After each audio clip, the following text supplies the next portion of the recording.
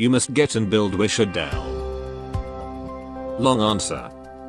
This entire video.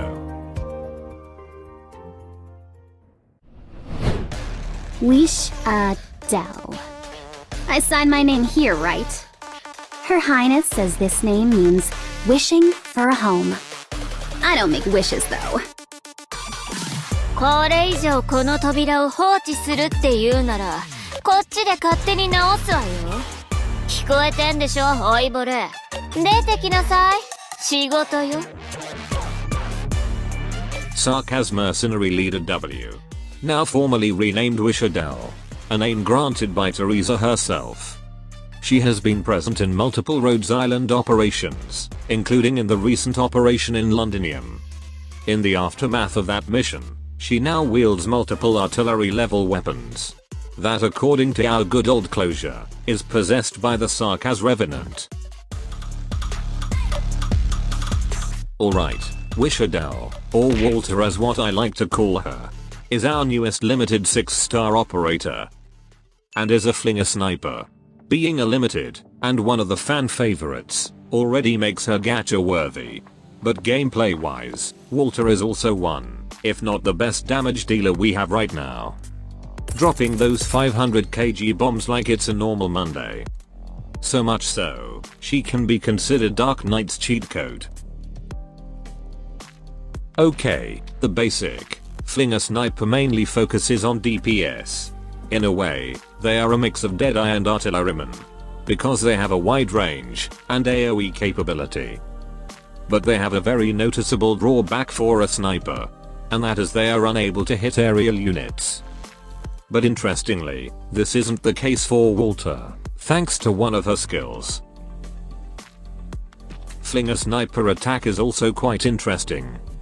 You see, their attacks deal 2 instances of AoE attack, but the second instance of damage is an aftershock, that only has about half the damage of the main attack. Then this is her general stats. Got an average attack, is squishy as most ranged units, and also has a pretty expensive cost. Although considering what she can do on the field, it's a reasonable cost. Alright, this is her talent. For her first talent, Walter has a damage multiplier when she attacks her main target. And will always attach after image, or mark them, as I would rather call it. This mark has a 15% chance to explode, and deal AoE damage, as well as a brief stun, whenever the mark got hit by her aftershock. Overall this is a very good talent. That improves Walter's AoE capability, allows her to deal more hits, and giving her some crowd control. Not to mention with the help of her skills, this talent should be easy to proc. Additionally, most of you probably know that Walter can hit aerial units because of her skill. But she can actually hit aerial units with this talent AoE damage.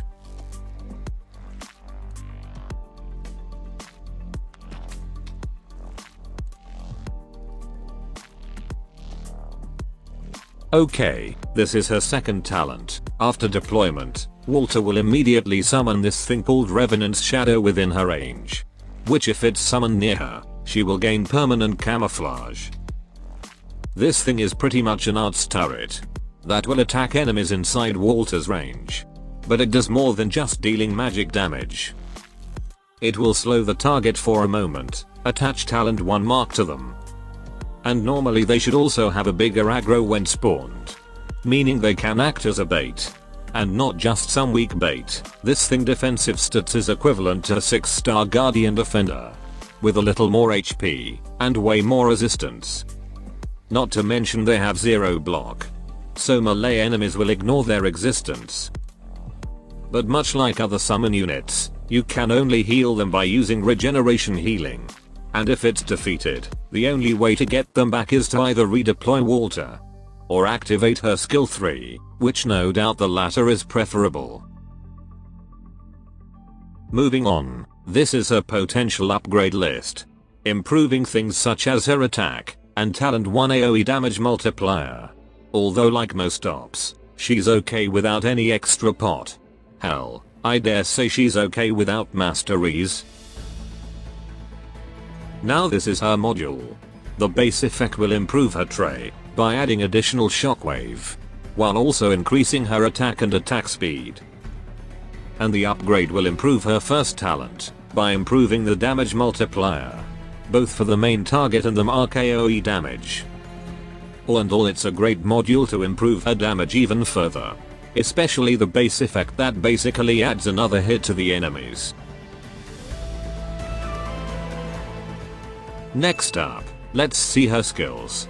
Skill 1 is already a great DPS AFK skill that will deal critical damage, deal 2 additional shockwaves, stun enemies briefly, and the AoE radius expands.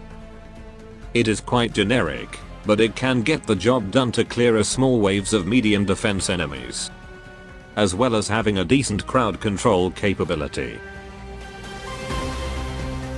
Then her skill 2. Mostly you want to use this if you need her to clear waves that her S1 couldn't handle, or something that you can use more constantly than her skill 3. This skill has both normal and overload effect. The normal ones will increase her attack, reducing her interval, and now can attack multiple enemies. As for the overload, she will now deal multiple hits at random targets, but each attack has a slightly lower amount of her attack stat. Overall, this skill is a decent damage dealer and crowd control that will only start to turn good if her talent 1 manages to proc, which becomes common with this skill. But I won't trust it to stun lock enemies anytime soon. Furthermore, this is the first overload skill that hardly has any drawback. Unlike Horn that can lose her HP, and Rock that can get stunned. Then, one last thing that makes this skill good is that it has a high uptime, so you can use this skill pretty often. Not to mention it can be deactivated. Last but absolutely not least, her skill 3. This is a literal nuke button with a really wide AoE radius, and also spawns some new Revenant's Shadow once active. But what's really mind-blowing is that this skill can hit aerial units. And I'm not talking like the AoE damage can hit those flying targets. She literally can target them, effectively erasing the biggest drawback of her archetype. Furthermore, this skill hardly has any drawbacks. Sure, at first glance the SP cost and little ammo looks bad, but 6 ammo is pretty much all she needs to clear almost every threat in front of her. And 50 SP cost is not exactly expensive, considering what this skill does. Not to mention you can speed it up using SP support, or other buffs from some modes. For skill mastery priority, you pretty much only need to do her skill 3. However, I think other skills are also worth mastering, in terms of gains and usefulness. But I recommend only doing that when you don't have alternatives to what those skills provide. As for her base skills, when she's in the control center, she will increase clue search speed and increase trading post limit if Inez and or Hodera are in their respective workplace. And for the second base skill, Walter will increase moral recovery to people working in the other buildings. The effect is increased if she's working alongside Civilite Eterna. But there's a special comparison rule, so if there's other similar base skill, only the strongest effect will apply. So ladies and gentlemen, that is why you should get and build Walter. She is no doubt what you would call a broken unit. So much so, you have to consciously not use her if you want to add some challenges into your everyday stage run. But anyway, she's a great addition for new players, who is useful even at Elite 1, and no doubt for future content. And also for veterans who just want to make things smoother, especially in some advanced stages like high difficulty IS mode. Speaking of which, Walter is the most effective sniper to be used in the upcoming IS-5. Furthermore, her debut banner is probably the best limited banner in the history of Arknights, so it's very worth it to spend your resources here. That should be all. Adios.